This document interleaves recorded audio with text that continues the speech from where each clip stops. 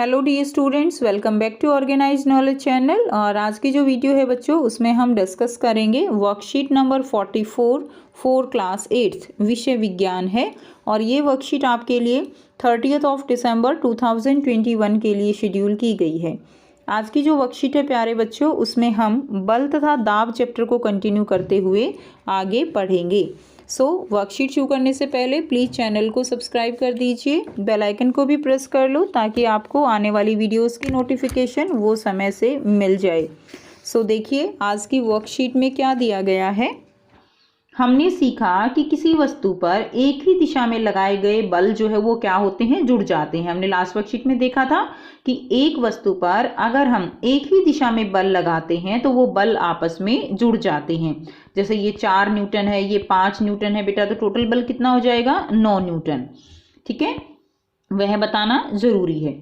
किसी वस्तु पर लगाया गया बल उसकी गति की दिशा बदल सकता है। तो कोई भी वस्तु है, अगर हम उस पर बल लगाते हैं तो उसकी गति की दिशा जो है वो बदली जा सकती है। यदि बल गति की दिशा में है तो क्या होगा, वस्तु की गति बढ़ जाती है। यानी कोई वस्तु जो है वो ऐसे चल रही है और जो है हम क्या करते हैं, बल भी हम उसी दिशा में लगा रहे हैं उस वस्तु के ऊपर, तो क्या होगा, उसकी गति बढ़ जाएगी।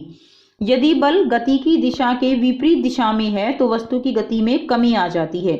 लेकिन बल जो है, अगर देखिए वस्तु इस दिशा में है और हम बल उल्टी दिशा में लगा रहे हैं तो क्या होगा, वस्तु की गति में कमी आ जाएगी, यानी वो धीमी हो जाएगी।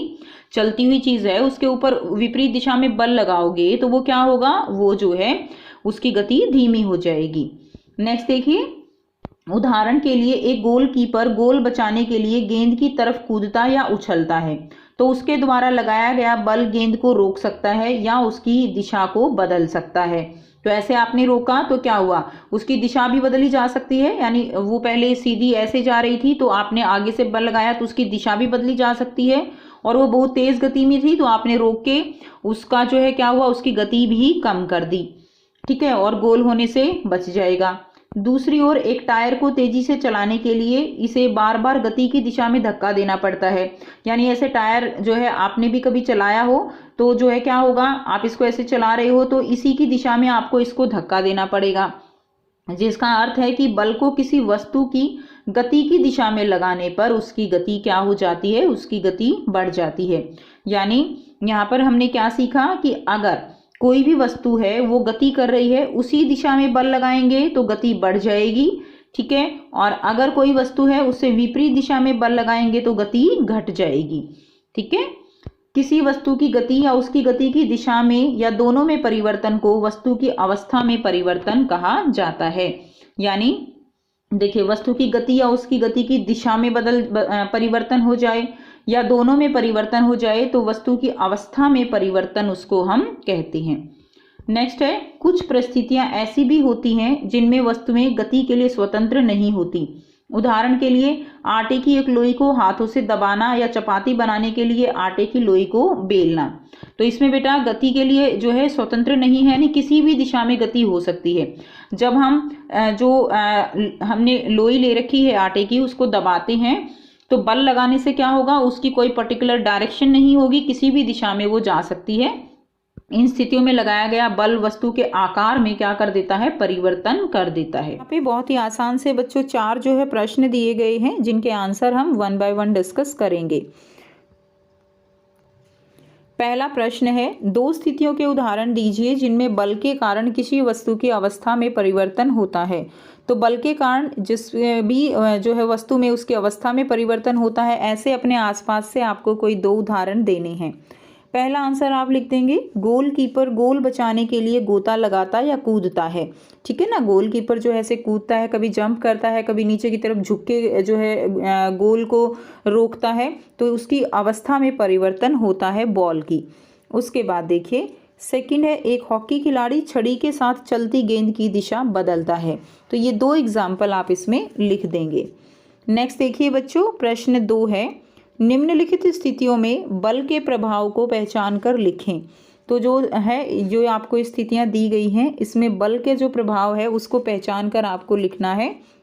जैसे आकार में परिवर्तन हो रहा है या गति में है या दिशा में है। तो जैसे फर्स्ट एग्जाम्पल दिया गया है नींबू का एक टुकड़ा निचोड़ना। अब जब नींबू को निचोड़ते हैं तो उसके आकार में परिवर्तन होता है, वो ऐसे अंदर बैठ जाता है ना या मुड़ जाता है, तो क्या होगा, उसके आकार में परिवर्तन होगा।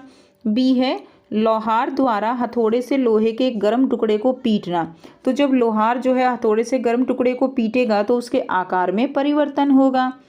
तीसरा है एक कार का ब्रेक लगाने पर रुक जाना। तो क्या होगा, उसकी प्यारे बच्चों गति में परिवर्तन होगा, बड़ी स्पीड में चल रही होगी, ब्रेक लगाने से स्पीड जो है कम हो जाएगी। डी है एक बल्लेबाज द्वारा गेंद को मारना। अब बल्लेबाज गेंद को मारेगा तो उसकी दिशा में परिवर्तन हो जाएगा। ठीक है, ये अपने आंसर लिख देंगे। नेक्स्ट देखिए बच्चों, प्रश्न 3 दिया गया है। अपने आसपास से ऐसे उदाहरण दीजिए जिसमें बल गति की दिशा और अवस्था बदल देता हो। तो बल जो है उसका क्या काम है, गति की दिशा और अवस्था बदलना। ऐसे उदाहरण आपको देने हैं। तो फर्स्ट लिखेंगे क्रिकेट की गेंद को बल्लेबाज द्वारा मारा गया, ये पहला उदाहरण होगा। दूसरा है सड़क पर एक टायर को धक्का लगाना। तो क्रिकेट की गेंद को जब बल्लेबाज मारेगा तो दिशा भी बदलती है और अवस्था भी बदलती है। इसी तरह टायर को सड़क पर धक्का लगाएंगे तो उसकी गति की दिशा भी और अवस्था दोनों बदल जाती हैं। ठीक है, उसके बाद प्रश्न 4 है क्या होगा यदि लगाया गया बल वस्तु की गति की दिशा के विपरीत दिशा में हो। तो यदि बल जो है गति की दिशा के विपरीत दिशा में है तो वस्तु की गति में क्या आ जाती है, कमी आ जाती है। ठीक है, क्या आ जाएगी बच्चों, उसकी गति की दिशा में कमी आ जाएगी, वस्तु की गति में कमी आ जाती है। तो ये थी बच्चों आपकी आज की ये साइंस की वर्कशीट। आई होप सभी बच्चों को क्लियर है। कोई भी डाउट है तो आप पूछ सकते हो। वीडियो अच्छी लगे तो प्लीज़ लाइक कर दीजिए, शेयर कर दीजिए एंड थैंक्स फॉर वॉचिंग। मिलते हैं नेक्स्ट वीडियो में नेक्स्ट वर्कशीट के साथ। Take care students, bye bye.